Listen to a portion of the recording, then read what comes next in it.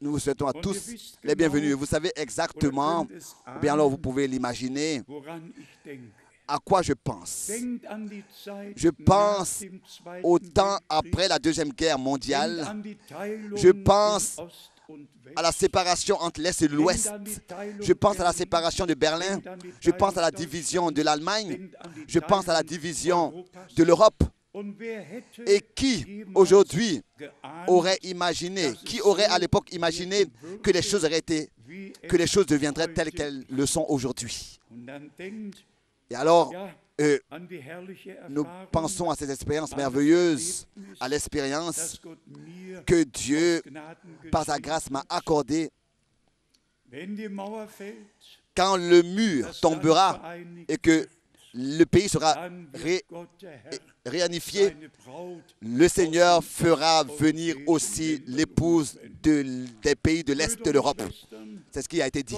Et bien, mes frères et sœurs, Dieu nous a conduits sur ce chemin. Déjà depuis le commencement, il nous a accompagnés pas à pas sur ce chemin. Il nous a donné des ordres et ce que nous devions faire. Hier soir, nous avons fait mention rapidement de tout ce qui aussi s'est passé dans les premiers 6 mois de cette année 2010. Combien de catastrophes, combien de désespoir existent jusqu'à même dans les États et les gouvernements. Et ensuite, nous constatons que nous sommes en plein milieu de l'accomplissement des prophéties bibliques et que le Seigneur de tous les peuples, les langues et les nations appelle son peuple à sortir.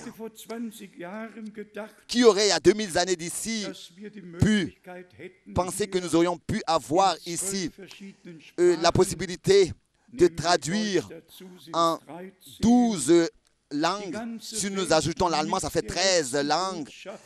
Ainsi de servir les nations avec le dernier message et atteindre toutes les nations avec le dernier message. Et que ainsi, ils aient la possibilité de prêter l'oreille à ce que Dieu fait à dire à son peuple, à dire à son Église. Avant que nous continuions à aller dans ces sujets, je voudrais encore mentionner, nous sommes sincèrement réjouis de ce que le Seigneur a fait en Botswana,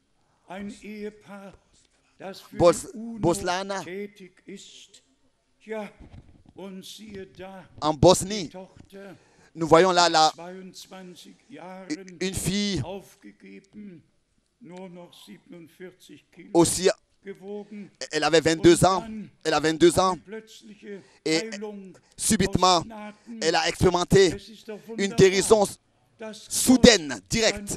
C'est merveilleux que Dieu confirme sa parole. Et comme notre bien-aimé frère Alfred Borg l'a lu, en ce qui concerne toutes les promesses de Dieu, c'est en lui qu'est le oui. Ce ne sont pas des promesses d'Ésaïe ou bien des promesses de Jérémie. Ce sont des promesses de Dieu. Promesses de Dieu que pas un homme quelconque nous a donné, mais que Dieu nous a donné. Tel que c'est écrit ici. C'est en lui qu'est le oui.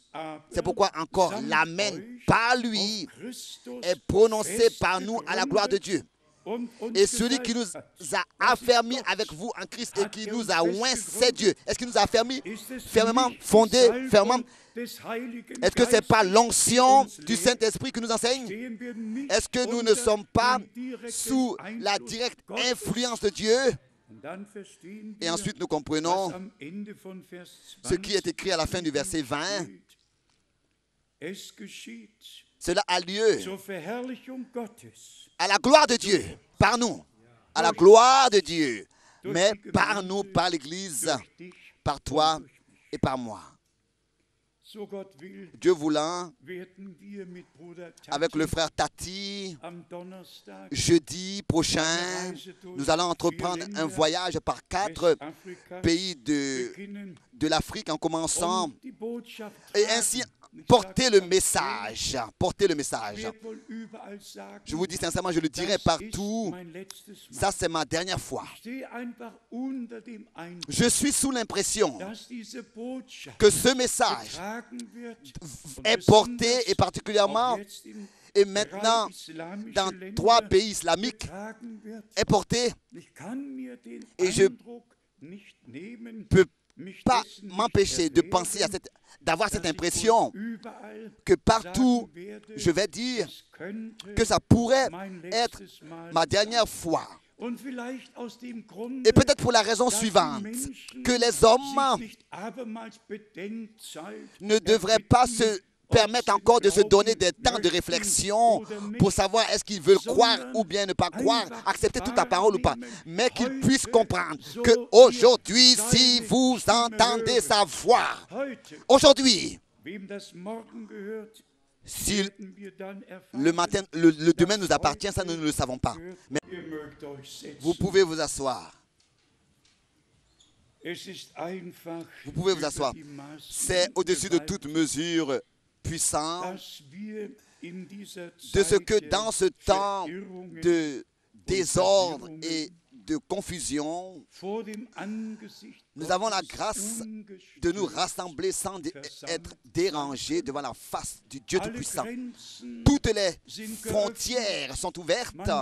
On peut aller d'un bout à l'autre de l'Europe, même la Suisse ne contrôle plus les passeports à leurs frontières. On peut entrer et sortir. Toute l'Europe a l'accès libre et c'est ainsi que nous pouvons nous rassembler. Le rideau de fer n'existe plus et Dieu a accordé sa grâce. Vous savez que nous estimons le ministère de Frère Branham en tant que confirmé par Dieu et nous reconnaissons ce ministère en tant que promis par Dieu et confirmé par Dieu et nous sommes au Seigneur très reconnaissants pour cela. Je voudrais lire 3 citations qui parlent du sujet, le retour de Jésus-Christ. La première citation du 21 mars 63. Sa première venue était alors qu'il devint mortel et qu'il versa son sang pour nous et mourut. Sa deuxième venue est l'enlèvement. Nous le rencontrons immortel, transformé dans les airs. Nous disons amen à cela. Donc si quelqu'un dit que le Seigneur est déjà revenu, une telle personne n'est pas normale dans ses pensées et dans la parole de Dieu. La parole de Dieu est à 100% vrai et clair. Dans chaque sujet, tout est clairement écrit. La deuxième citation du 23 janvier 1965. Nous savons, citation, qu'il vint et qu'il nous a apporté 3 œuvres de grâce. La justification, la sanctification et le baptême du Saint-Esprit. Lors de la première venue, il vint pour racheter son épouse. La deuxième fois, il vient pour prendre son épouse dans l'enlèvement auprès de lui. Nous disons amen. Car c'est ainsi que c'est à 100% biblique. La troisième citation du 17 février 65. Nous croyons que le retour du Seigneur est proche et qu'il a une épouse qui s'est préparée. Il a une épouse qui s'est préparée. Tous, vous savez que quand une épouse a le vœu d'un époux, alors le temps de préparation arrive pour les noces, pour le jour du mariage. Ensuite, nous avons la citation: Christ vint pour nous racheter et attend que son Église soit parfaitement dans la bonne disposition et position. Ça aussi, c'est important. Que le Seigneur nous accorde cette grâce d'être trouvé dans sa parfaite volonté. Ensuite, lors de la deuxième venue du Seigneur Jésus-Christ, lors de son retour, il s'agit de tout. Il s'agit de tous ceux qui aiment son avènement. Et c'est pour cette raison que nous prions. Quand il apparaîtra au ciel, tous ceux qui appartiennent à l'Église en Christ et qui se sont endormis en Christ vont premièrement ressusciter. Les autres qui sont restés vivants en Christ seront en un clin d'œil transformés ou changés. Encore une citation. Il vint pour racheter son Église, son épouse. Il revient dans l'enlèvement pour la prendre auprès de lui. Il revient avec son épouse pour le règne de 1000 ans. Tout cela sont des prédications bibliques, des annonces bibliques. Maintenant, je lis une parole du prophète Daniel, le chapitre 9, Daniel, le chapitre 9, verset 23. Daniel chapitre 9, verset 23. Lorsque tu as commencé à prier, la parole, une parole de Dieu est sortie. Et je viens pour te l'annoncer, car tu es un bien-aimé. Et maintenant arrive la chose où nous voulons mettre l'importance ou le poids. Sois attentif à la parole pour comprendre exactement la révélation. Sois attentif à la parole pour que tu puisses exactement comprendre la révélation. Seulement, celui qui de tout son cœur est attentif à la parole et dit Amen et respecte les Écritures sans se retenir, c'est à lui que la révélation sera accordée. S'il vous plaît, acceptez cela. Soyez attentifs à ce que la parole dit. Sois attentif à la parole pour que tu comprennes exactement la révélation, pour qu'elle te soit révélée. Nous savons exactement que dans tout l'Ancien Testament, le Seigneur a donné des promesses qui concernaient la première venue du Seigneur et qui concernent aussi le retour du Christ. Toutes les circonstances et tout ce qui s'est passé et tout ce qui se passe encore maintenant. Et nous devons exactement être attentifs à la parole dans ce temps dans lequel nous vivons pour que nous puissions bien comprendre la révélation. Et si ensuite nous allons au dernier chapitre de l'Apocalypse, il est déjà écrit dans le premier chapitre d'Apocalypse, le premier verset, Apocalypse Révélation de Jésus-Christ. Il est déjà dit ici, révélation de Jésus-Christ que Dieu lui a donné à Jean, donc pour montrer à ses serviteurs les choses qui doivent arriver bientôt. Apocalypse chapitre 1, verset 1, révélation de Jésus-Christ. Je me suis noté des versets bibliques aujourd'hui qui dans l'Ancien et le Nouveau Testament parlent de la nuée surnaturelle de Dieu que Ézéchiel toujours de nouveau a vue. Cette concentration de la lumière surnaturelle dans laquelle le Seigneur apparaissait, particulièrement dans la nuée et la colonne de feu. Et imaginez-vous, frère Branham a 245 fois fait mention de ça.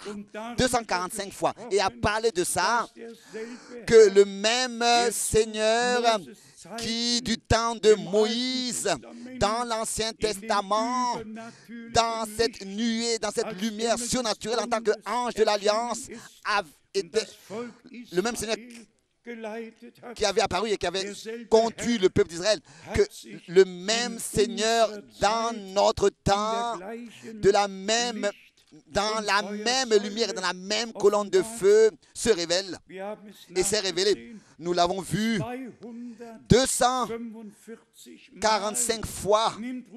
Frère Branham, dans toute l'humilité, fait mention, se réfère à cela, que le Seigneur dans notre temps, de la même manière, s'est révélé comme autrefois.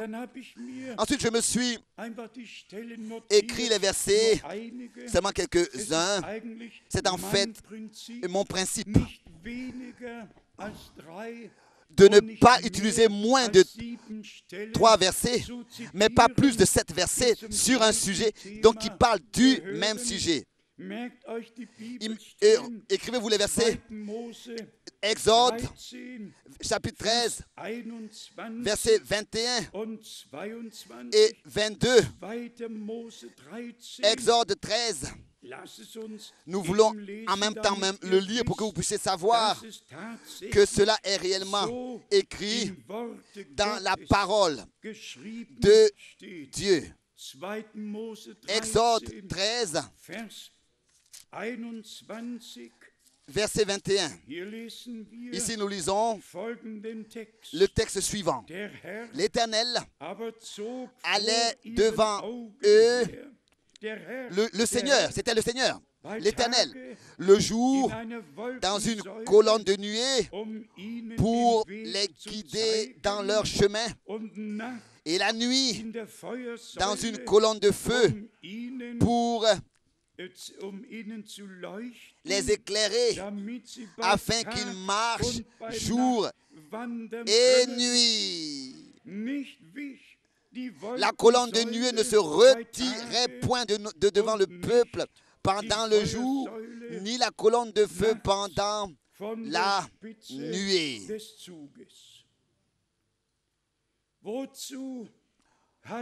Pourquoi est-ce que le même Seigneur, le même Dieu, le même ange de l'Alliance, dans notre temps, s'est révélé? C'est pour aller devant nous. Comme souvent je l'ai dit en insistant, un serviteur de Dieu n'a pas le devoir de lier le peuple avec lui, mais de lier le peuple avec Dieu. Avec Dieu. Si cela ne nous réussit pas de lier l'Église de Jésus-Christ directement avec notre Seigneur, alors, ça veut dire que il y a quelque chose que nous n'avons pas fait de la bonne manière, correctement. Si les hommes regardent au prédicateur, alors il y a quelque chose qui ne va pas. Ils doivent regarder à celui qui accorde la foi et qui la rend parfaite. Le Seigneur allait devant eux. Pas seulement une lumière, mais le Seigneur lui-même était dans cette lumière.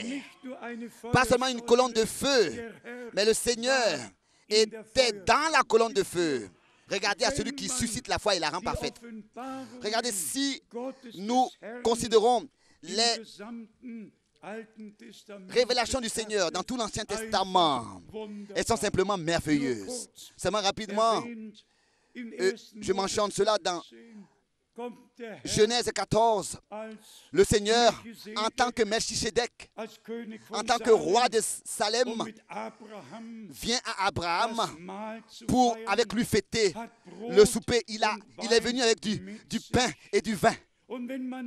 Et si ensuite nous allons dans Hébreux 7, nous avons l'explication. Il était roi de Salem. Il n'avait pas de commencement de jour et ni de fin. Autrefois, ni de père, ni de mère. Pourquoi? Parce que la parole n'était pas encore devenue chair et que le Seigneur n'était pas encore venu à nous par une femme. Oh, comme c'est merveilleux! Les révélations de Dieu déjà dans l'Ancien Testament. Quand nous regardons tous ces versets bibliques dans tout l'Ancien Testament. Et ensuite, bien sûr, dans le Nouveau Testament. Ici, dans Exode, le chapitre 14, il est écrit au verset 19. L'ange de Dieu qui allait devant le camp d'Israël partit et alla derrière eux. Et la colonne de nuée qui les précédait partit et se tint derrière eux. Ici, c'est le Seigneur. Maintenant, ici, c'est l'ange de Dieu. Pourquoi l'ange? Parce qu'il avait un message à apporter. Aussi, toutes les différentes désignations. Dieu, le Seigneur, l'ange de Dieu, ou bien l'ange de l'Alliance. Tout cela a sa place et a son ordre divin. Toutes ces désignations. Ensuite, nous allons dans Exode, le chapitre 34, où il est parlé de ce que justement le Seigneur est allé devant son peuple dans Exode, le chapitre 34, à partir du verset 5. Exode chapitre 34, verset 5. L'Éternel descendit dans une nuée, se tint là auprès de lui et proclama le nom de l'Éternel. Et l'Éternel passa devant lui et s'écria: L'Éternel, l'Éternel, Dieu miséricordieux et compatissant, lent à la colère, riche en bonté et en fidélité. On peut toujours de nouveau continuer à lire. Ensuite, nous avons ce verset dans 1 Roi, le chapitre 8, dans 1 Roi, le chapitre 8, où il est justement parler de ce que il est écrit, de la manière avec laquelle l'ange de l'Éternel dans l'Ancien Testament était avec le peuple d'Israël. Dans 1 Roi, le chapitre 8, au verset 10.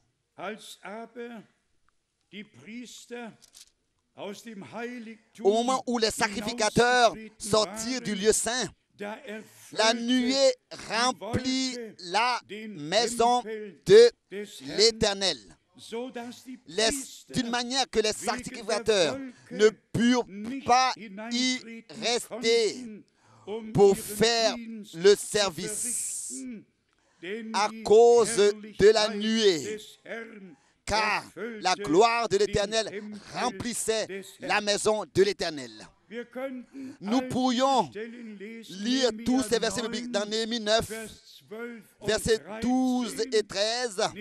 Néhémie chapitre 9, verset 12, 9, verset 26. Jérémie 9 encore. Tous ces versets dans Jérémie 9 parlent de l'action surnaturelle de Dieu. Comment est-ce que le Seigneur dans tout l'Estament, s'est manifesté. Néhémie 9, versets 12 et 13, et puis le verset 26 de Néhémie 9, verset 26. Dans la nuée surnaturelle, c'est révélé. De la même manière, nous avons tous les versets dans lesquels le Seigneur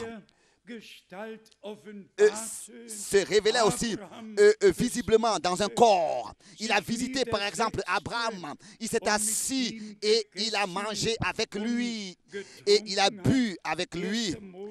C'était Genèse 18. Et le même Seigneur qui était avec Abraham et qui était avec Moïse est notre Seigneur aujourd'hui. Il n'y a qu'un seul et unique Seigneur. Et ça, tous, une fois pour toutes, doivent se le remarquer. Il n'y a qu'un seul éternel. En tant que fils, il fut engendré et né. Mais Seigneur, il était déjà auparavant, avant son engendrement du corps. On doit aussi en cela lire dans Luc 2, verset 11. Car aujourd'hui, il est dit, aujourd'hui, Christ vous est né, lequel est le Seigneur dans la ville de David. Mais ma requête aujourd'hui consiste à ce que de le dire en insistant. La chose suivante, que dans notre temps, le Seigneur, notre Dieu, est descendu dans notre temps. Il est descendu dans notre époque. Et il a donné à son peuple un signal. Et pensez, s'il vous plaît, à cela.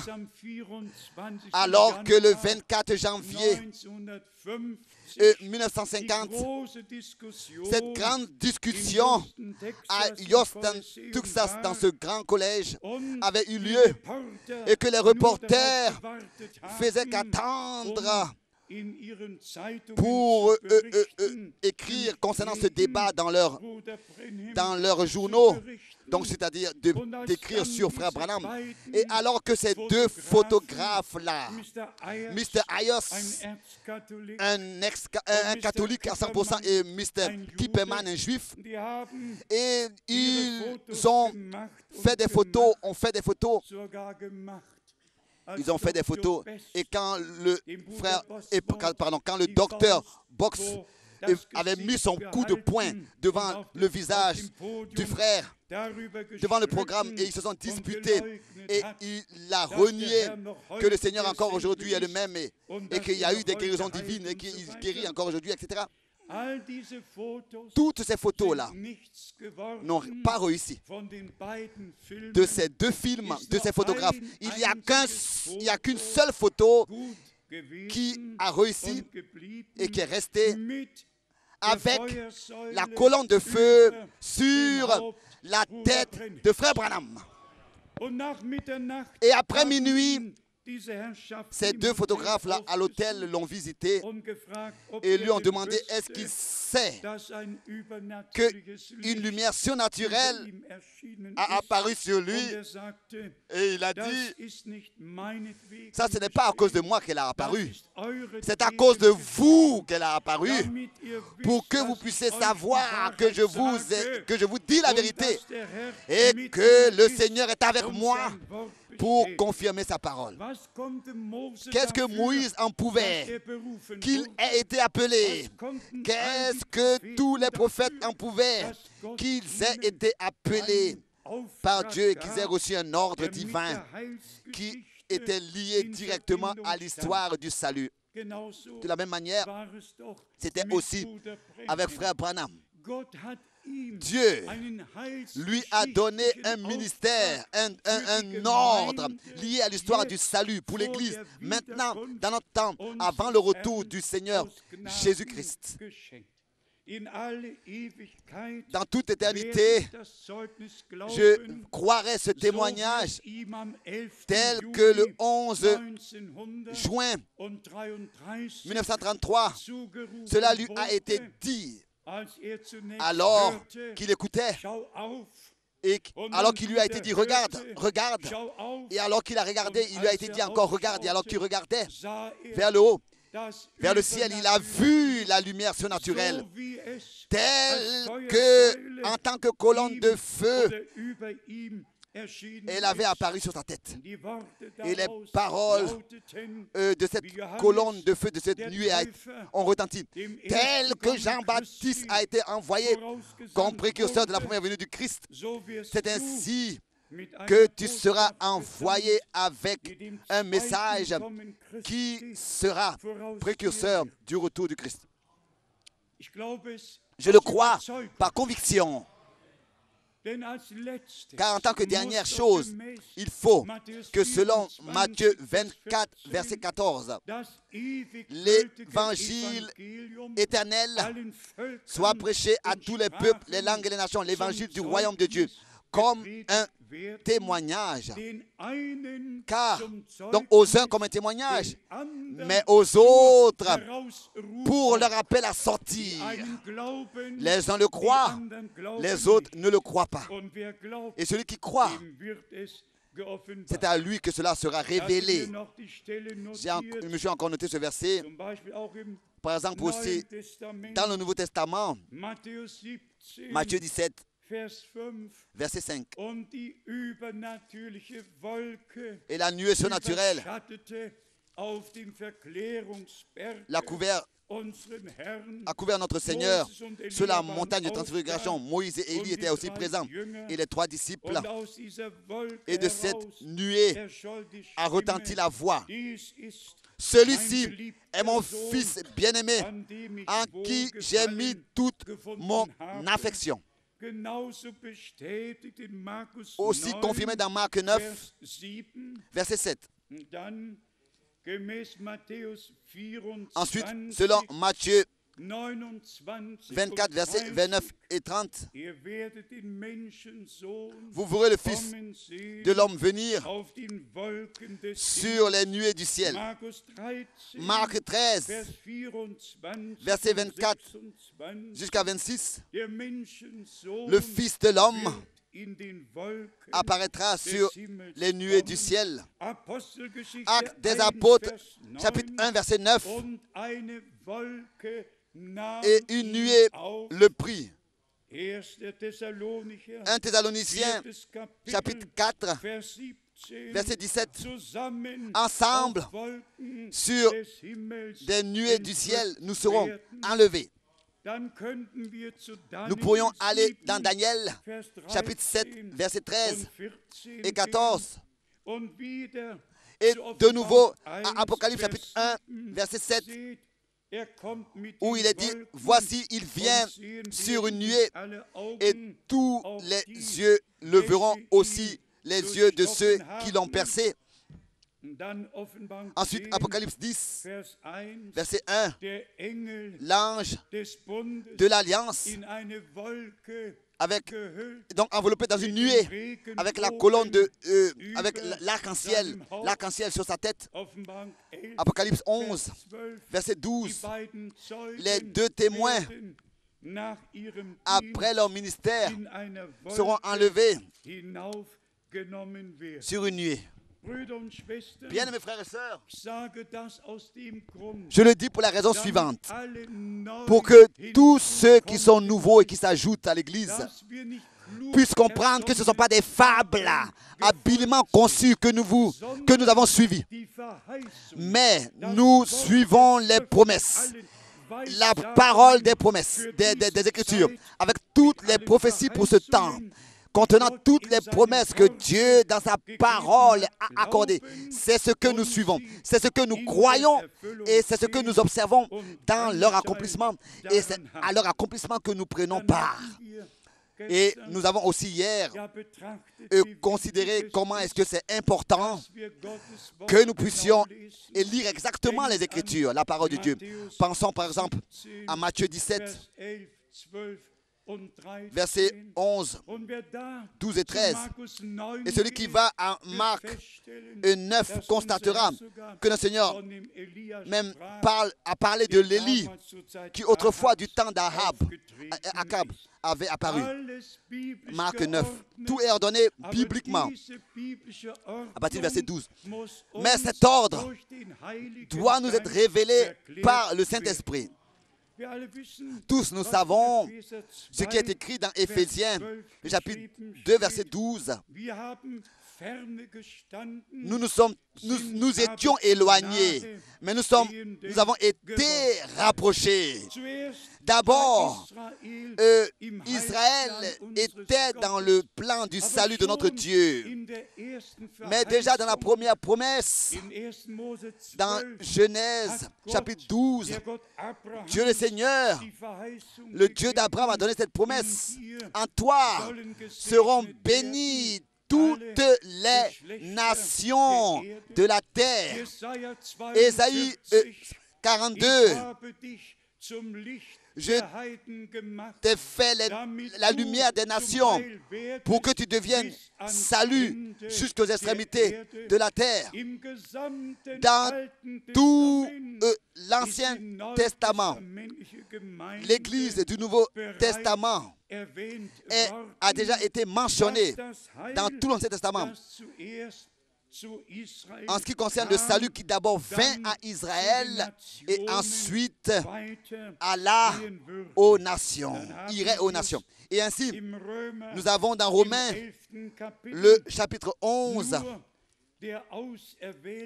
seulement la partie élue l'a atteint. Que ce soit avec Israël ou avec les nations, seulement la partie élue croit comme le dit les Écritures. Et seulement celui qui croit comme le dit les Écritures, c'est à lui que la parole sera révélée, c'est à lui que le bras de l'Éternel sera révélé, c'est à lui, c'est lui qui sera conduit par l'Esprit de Dieu dans toute la vérité. L'une des paroles les plus merveilleuses est dans Romains, le chapitre 11. Nous voulons lire Romains, chapitre 11. Ici, nous voyons les racines, nous voyons les branches. Et ensuite, il nous est dit dans Romains, le chapitre 11, à partir du verset 15.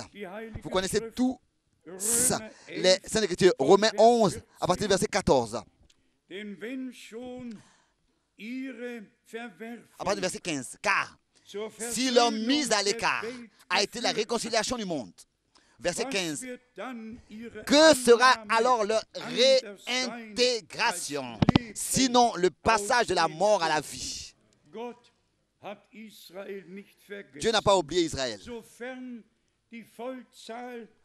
Dès que la totalité des nations sera entrée, sera appelée à sortir et entrer dans l'église du Christ, c'est ainsi que l'enlèvement aura lieu et que Dieu se tournera alors à Israël par le ministère des deux témoins. Ça, c'est Romains 11, verset 25. Ensuite, dans Romains 11, verset 16 et 17. Or, si les prémices sont saintes, la masse l'est aussi.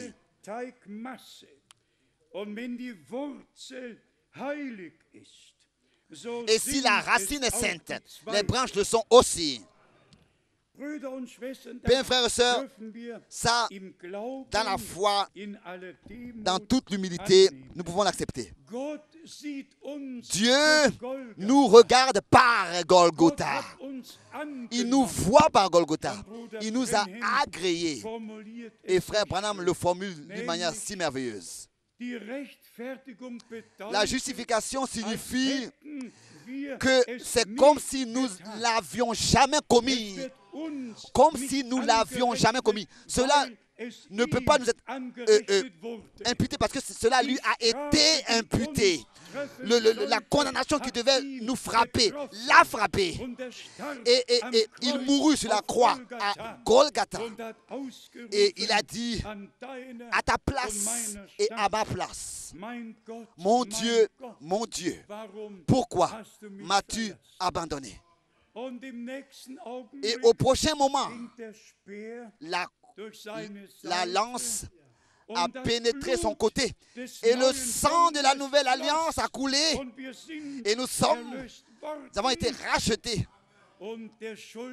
et la lettre de condamnation est déchirée. Pas seulement qu'elle est déchirée, mais la lettre de condamnation, elle n'existe plus. Et si quelqu'un viendrait à vous et dirait, écoute, il y a encore des fautes à trouver auprès de toi. Si vous vouliez rire ou bien devant une telle personne, mais au moins sourire devant une telle personne et dire, écoute, tu viens trop tard. Car mes fautes, depuis longtemps, sont pardonnées. La lettre de condamnation est depuis longtemps anéantie. Satan est l'accusateur des frères. Et celui qui accuse les autres se trouve sous la même influence du diable. L'accusateur des frères. La pleine justification pour toujours par le sacrifice parfait de Golgotha. Et là, 2 Corinthiens s'ajoute, le chapitre 5. Dieu était en Christ et a réconcilié le monde avec lui-même. Il ne nous a rien imputé, mais tel que Paul l'écrit, là, le ministère de la réconciliation nous a été accordé. C'est pour cette raison qu'en tant qu'ambassadeur de Christ, nous disons, soyez réconciliés avec Dieu. Une parole adressée à tous ceux qui se réfèrent à Frère Branham et au message et vont dans leur doctrine et vont dans l'erreur.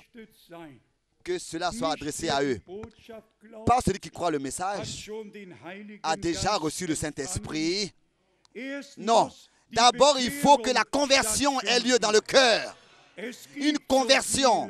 Il y a beaucoup qui parlent de message et du messager, mais qui n'ont même pas connu le Seigneur personnellement et qui n'ont pas expérimenté le Seigneur de manière surnaturelle. Et qui ne savent pas ce que c'est que même une conversion. C'est-à-dire, il est à dire, entrer, n'est-ce pas, dans le royaume de Dieu par la porte étroite, car la porte est étroite et le chemin est étroit qui mène à la vie. Donc, tout va ensemble. La pleine rédemption, la justification, par l'œuvre accomplie, par le sacrifice apporté de l'œuvre sur la croix à Golgotha, par le sang de l'agneau, qui aujourd'hui encore parle pour nous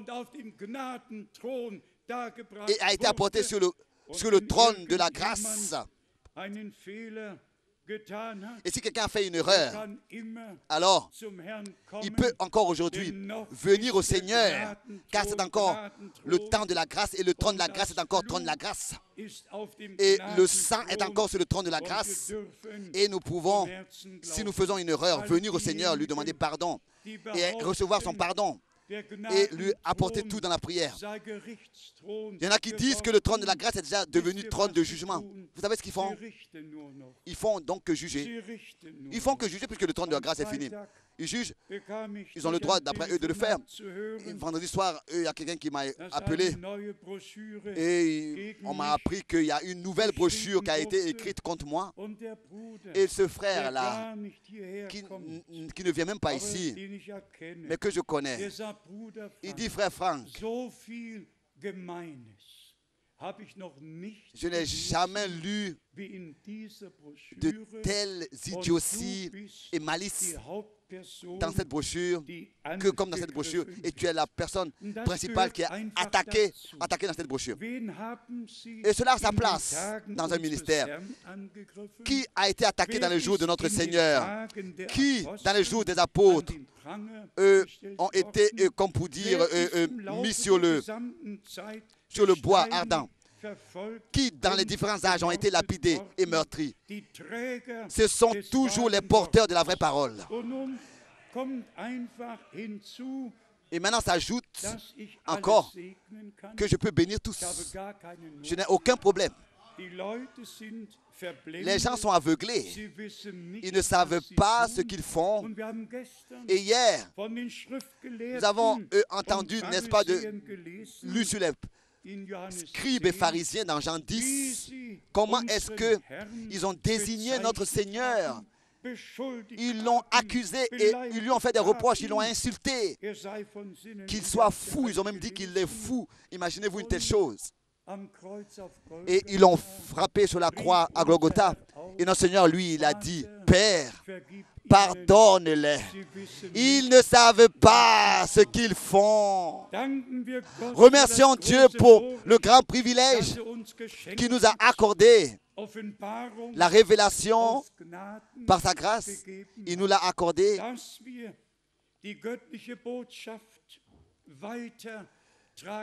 Que nous avons la grâce de continuer à porter le message divin. Et ce message divin, c'est le plein évangile de Jésus-Christ. Le plein évangile de Jésus-Christ, contenant montrant donc toutes les promesses que Dieu a données à son peuple pour notre époque. Tel que c'est écrit, je vous envoie le prophète Élie. Il rétablira toutes choses dans l'état primitif. Aussi certain, Dieu a veillé sur sa parole dans notre temps pour l'accomplir. Et que nous soyons appelés pour cela et déterminés par Dieu pour cela à porter ce dernier message précieux. C'est seulement la grâce de Dieu. Je n'ai rien contribué à cela. Tu n'as rien non plus contribué à cela. C'est Dieu qui, par sa grâce, nous a accordé tout. Nous n'avons rien fait pour cela. Et pensons à cela. Tous, nous sommes venus à la fois dans différents temps. Nous sommes nés dans différents temps et dans différents pays. Mais c'est Dieu qui nous a rassemblés ensemble, qui nous a unis, qui nous a réunis ensemble. Et s'il vous plaît, soyez attentifs à la chose suivante. Luc chapitre 24. Tous ceux qui autrefois s'étaient rassemblés pour écouter le Seigneur,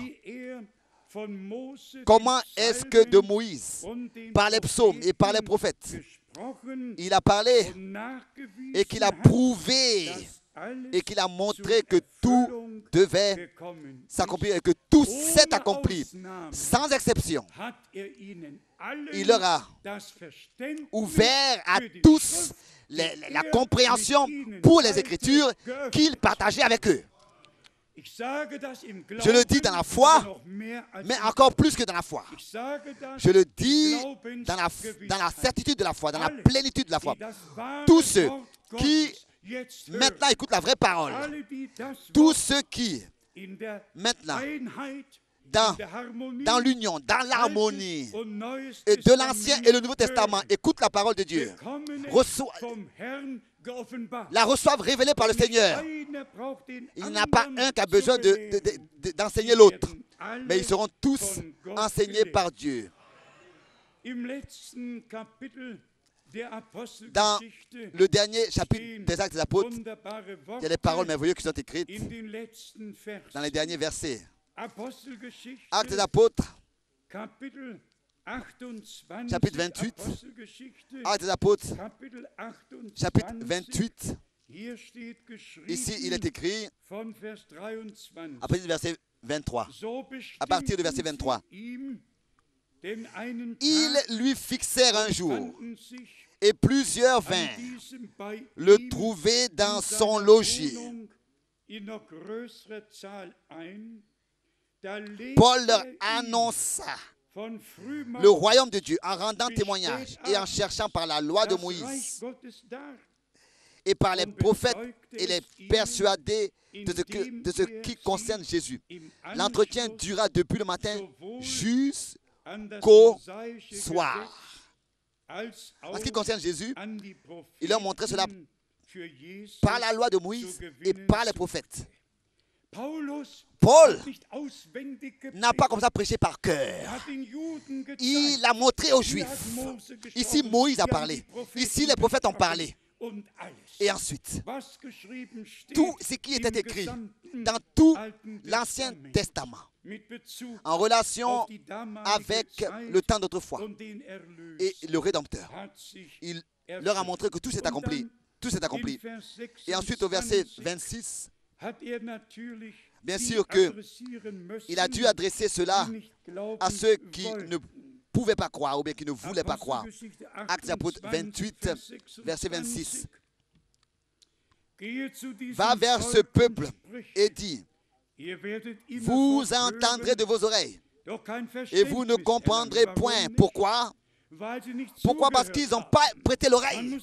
On doit prêter l'oreille. On doit être attentif quand la parole de Dieu est prêchée. On doit écouter avec un cœur ouvert. Et ensuite, c'est le Seigneur qui nous accordera donc la compréhension. Il ne nous force pas à comprendre. Il faut que nous voulions comprendre. Ensuite, vous regarderez de vos yeux et vous ne verrez point. Au verset 27, car le cœur de ce peuple est devenu insensible, donc est endurci. En allemand, ils ont endurci leurs oreilles et ils ont fermé leurs yeux, de peur qu'ils ne voient de leurs yeux, qu'ils n'entendent de leurs oreilles, qu'ils ne comprennent de leur cœur, qu'ils ne se convertissent et que je ne les guérisse. Et que je les... qu'ils ne se convertissent et que je ne les guérisse. Donc, Dieu parle. Et celui qui n'écoute pas, alors son cœur sera endurci. Nous devons ouvrir notre cœur quand Dieu parle. Je vais vous dire ce qui est écrit dans le prophète Ézéchiel. Ézéchiel chapitre 20. Dieu a prononcé un reproche l'un après l'autre. Et le peuple de l'Alliance, en tant que rebelle, il les a désignés. Ézéchiel chapitre 20. Verset 8. Qui ne prêtent pas. Pardon, Ézéchiel chapitre 20, verset 8. 20, verset 8. Et ils se révoltèrent contre moi et ils ne voulurent pas écouter. Ensuite, au verset 13. Et la maison d'Israël se révolta contre moi dans le désert. Pensez à cela. Malgré la colonne de feu qui était présente, Dieu le conduisait le jour. Il ne se retirait pas. Il était parmi eux, leur a montré le chemin. Même le soir, la nuit, il était présent visiblement. Il leur montrait le chemin. Malgré tout, il est écrit aussi au verset 21. Et les fils se révoltèrent contre moi. Ensuite, suit le verset qui a une très grande importance, qui a la plus grande importance. Le verset 37. Le verset 37. Ézéchiel 20.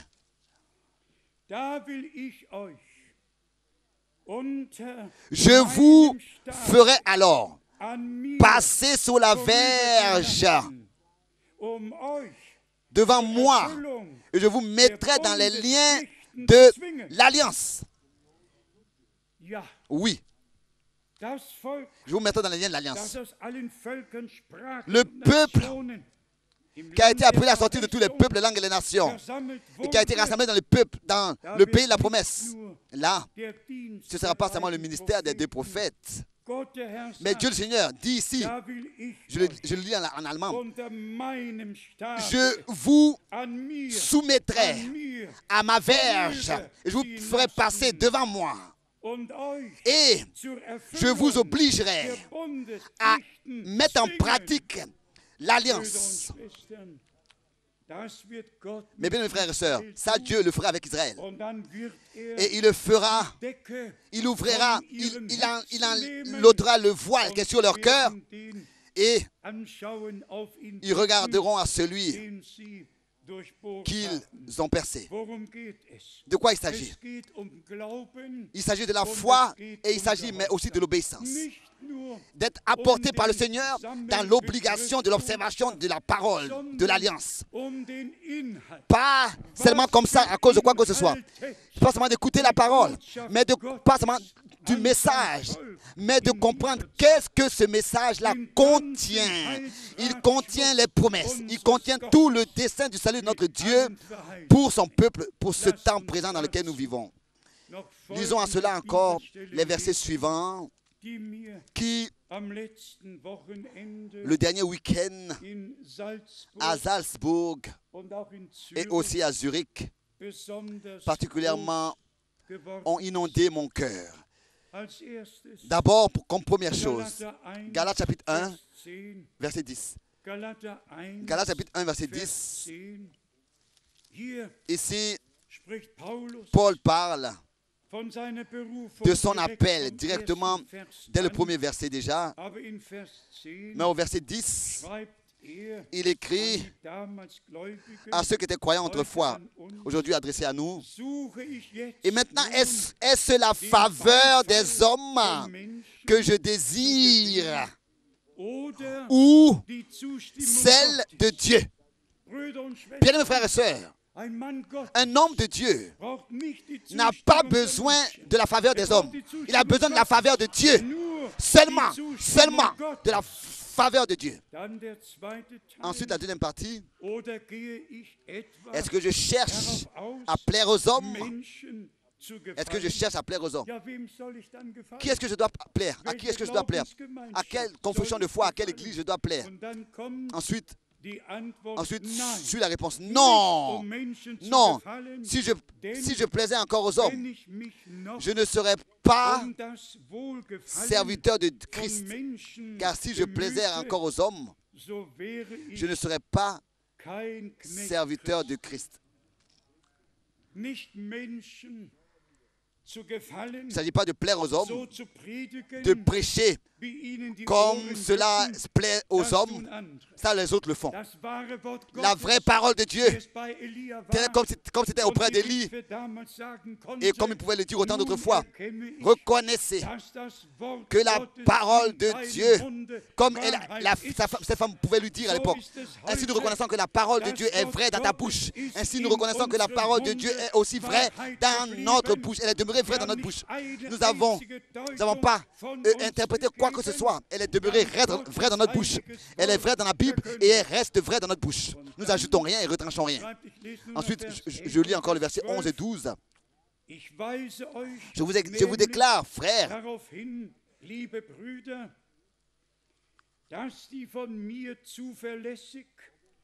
je vous déclare, frères, que l'évangile qui a été annoncé par moi n'est pas de l'homme. Encore aujourd'hui. Encore aujourd'hui. N'est pas de l'homme, mais est de Dieu, tel que le Seigneur lui-même l'a déterminé. Ensuite, il donne la raison au verset 12.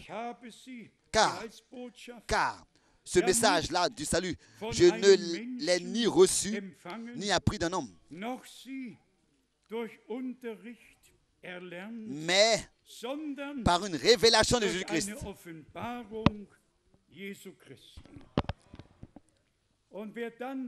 Et celui qui ensuite va dans Actes Apôtres chapitre 9,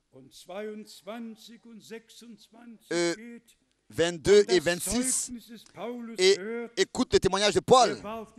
Il était en chemin vers Damas, et subitement, il a vu la lumière, et frère Branham disait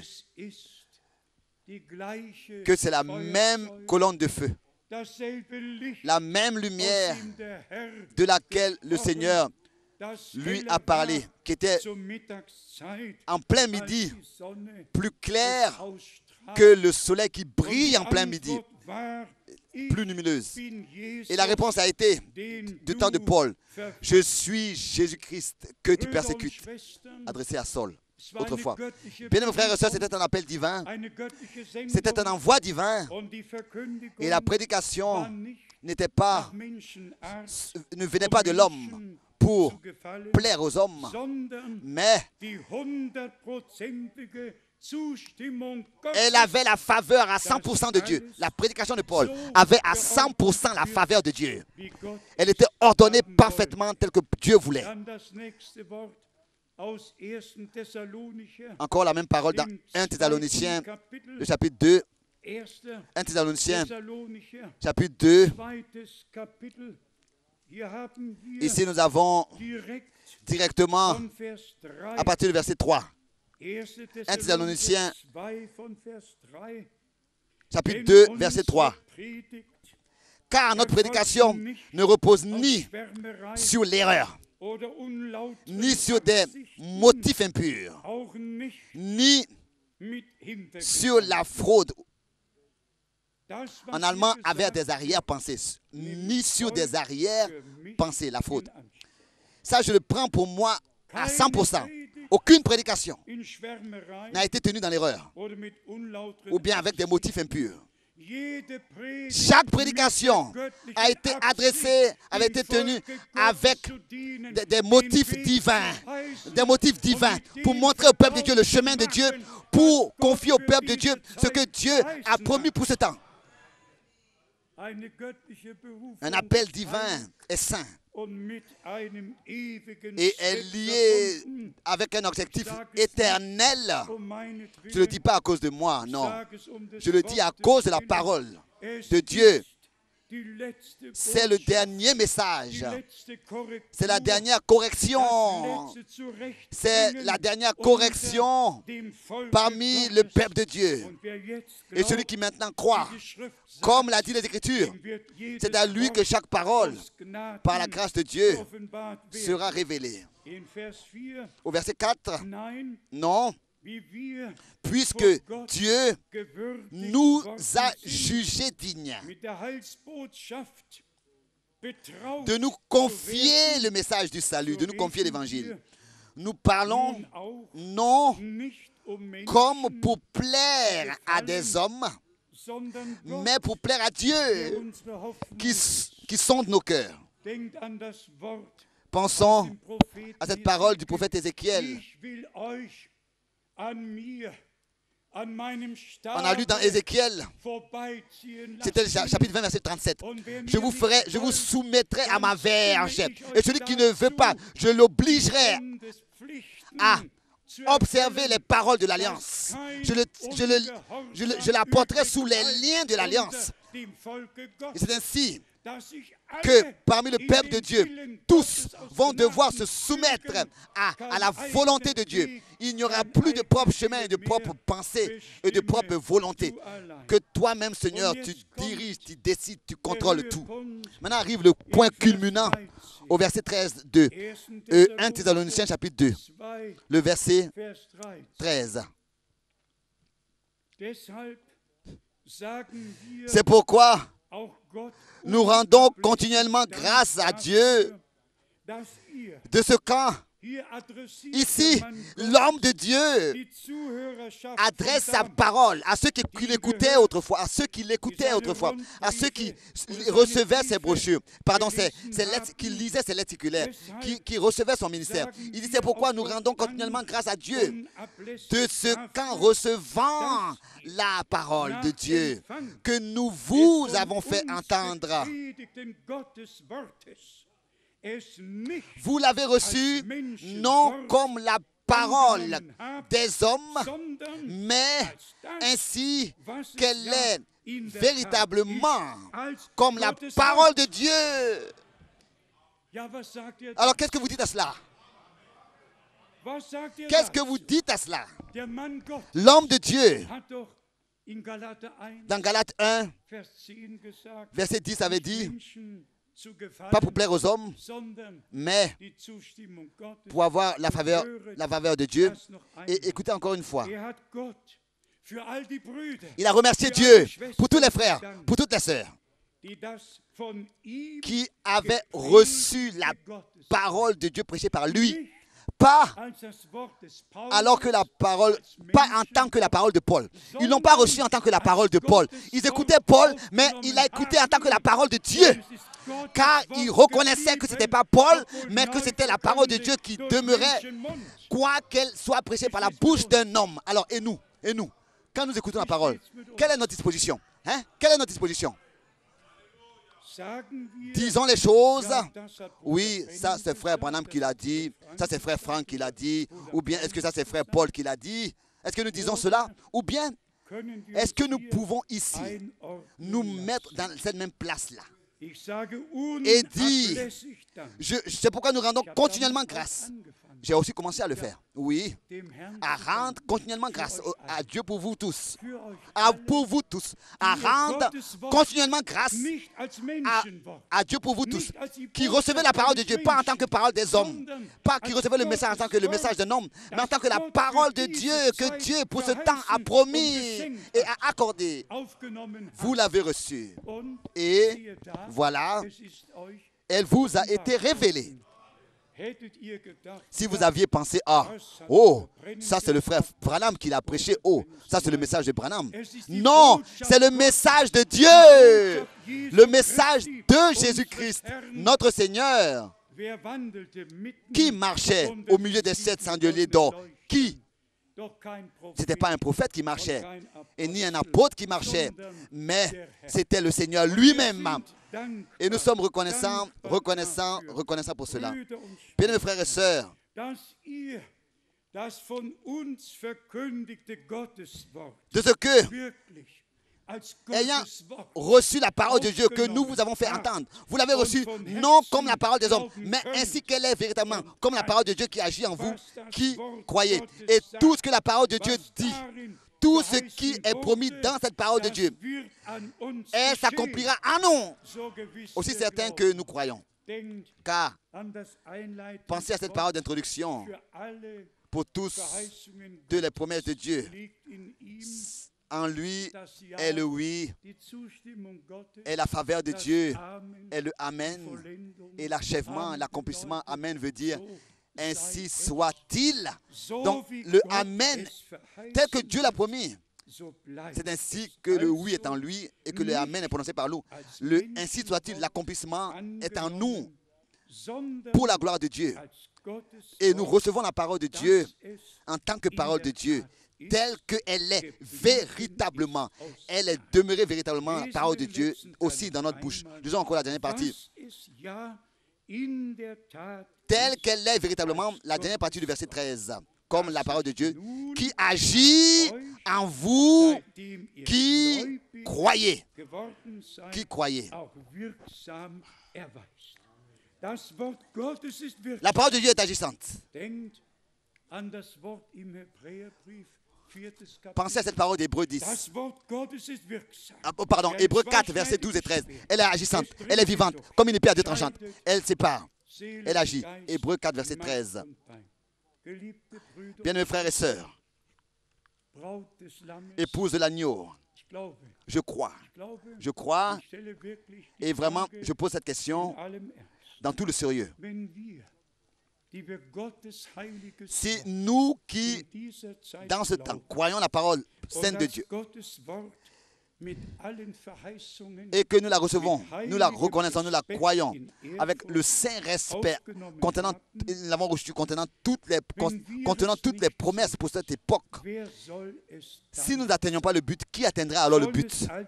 Est-ce que ça devrait être toutes ces communautés charismatiques-là qui repartent jusqu'à l'Église catholique et où tous font et laissent ce qu'ils veulent?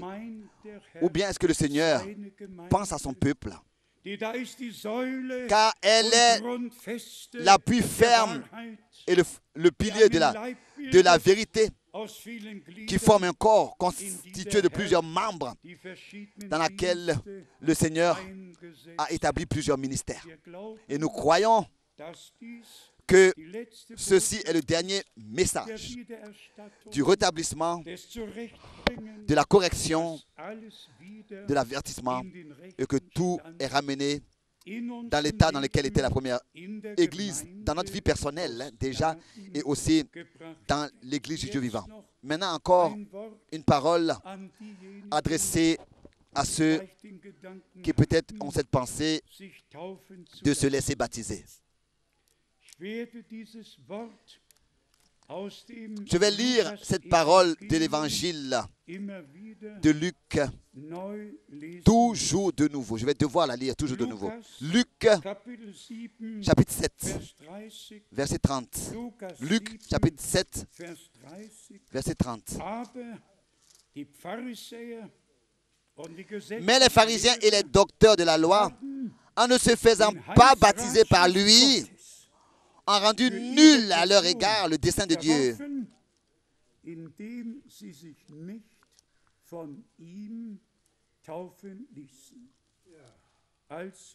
Donc, Jean le Baptiste, un homme envoyé de Dieu, un prophète promis et pour ramener le cœur des pères de l'Ancien Testament qui croyaient à ce qui avait été écrit dans l'Ancien Testament, ramener leur cœur aux enfants du Nouveau Testament et ainsi préparer au Seigneur un peuple bien disposé. Luc chapitre 1, versets 16 et 17. Et tous ceux qui autrefois avaient trouvé grâce devant Dieu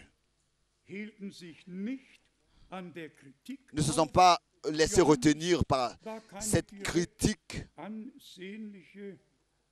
car Jean-Baptiste n'était pas comme ça, quelqu'un de bien vu, n'est-ce pas, avec une peau de chameau,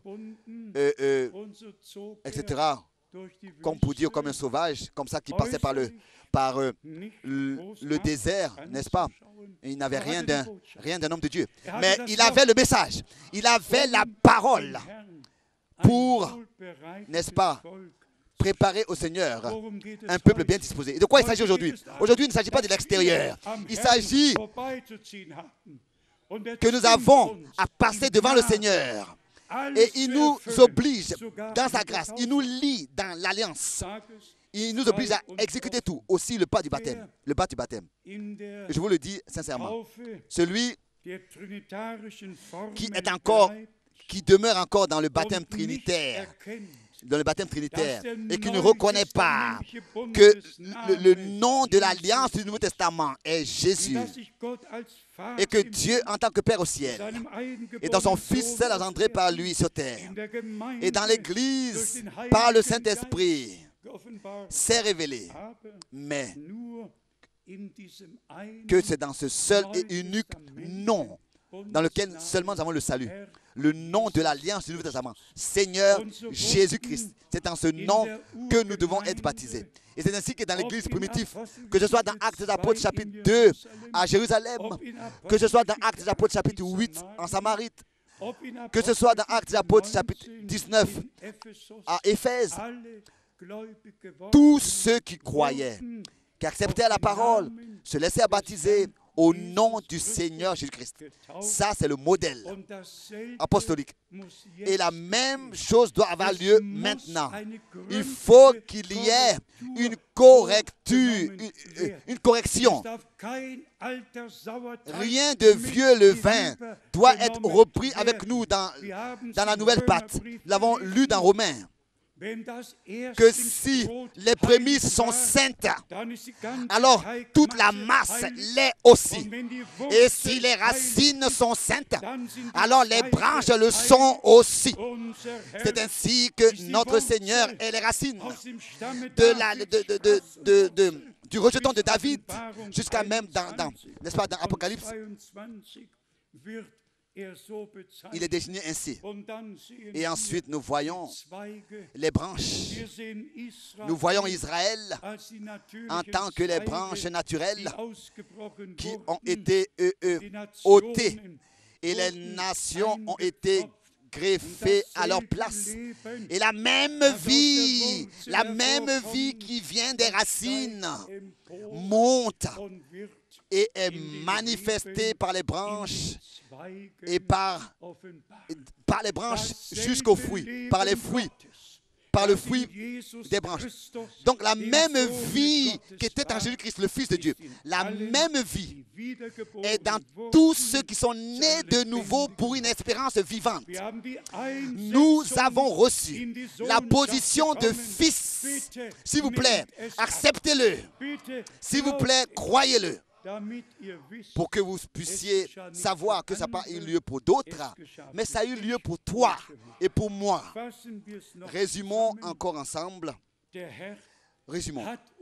Le Seigneur nous a privilégiés à écouter sa parole et à la recevoir révélée. Et ce sont pas et nous ne cherchons pas à plaire à des hommes, mais à lui plaire, lui qui a un dessein du salut. Et s'il vous plaît, vous tous qui n'êtes pas encore baptisés bibliquement au nom du Seigneur Jésus-Christ, aujourd'hui, prenez l'occasion. Faites l'alliance d'une bonne conscience avec Dieu par la puissance de la résurrection de Jésus-Christ d'entre les morts. Encore, c'est le temps de la grâce. Encore, le Seigneur appelle.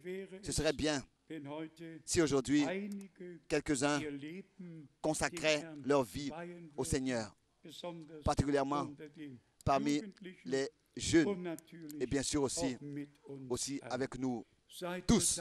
Êtes-vous reconnaissants pour la parole de Dieu? C'est la parole, elle est demeurée la parole de Dieu. Nous n'avons pas mis une unique pensée humaine en nous, dans la parole. Nous l'avons prêché en tant que parole de Dieu et la parole de Dieu ne revient pas sans effet, mais elle produit l'effet pour lequel elle a été envoyée. Soyez sincères. Combien de choses la parole de Dieu a déjà fait en vous? Soyez sincères. Imaginez-vous. Combien déjà la parole de Dieu a agi en vous, a produit en vous. Combien de choses? Soyez sincères. Imaginez-vous. Que le Dieu Tout-Puissant vous bénisse.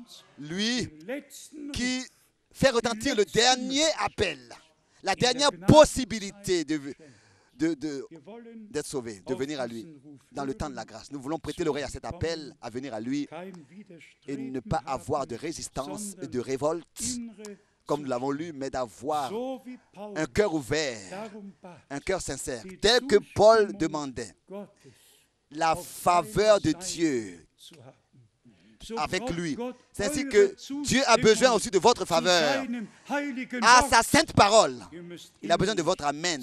Vous devez dire amen de tout votre cœur et Dieu, lui, il prendra soin pour tout le reste. Amen. Nous voulons nous lever et chanter ce cœur, encore une fois, tel que je suis, sans rien de moi. Et ensuite, nous allons prier.